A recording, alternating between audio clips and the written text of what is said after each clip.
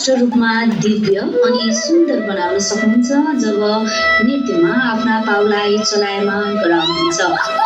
टप्पा नृत्य टप्पा नृत्य एक मौलिक नेपाली पश्चिमी गुरुङ तथा मगर समुदायद्वारा मादलको तालसँगै समूहमा गरिने नृत्य हो।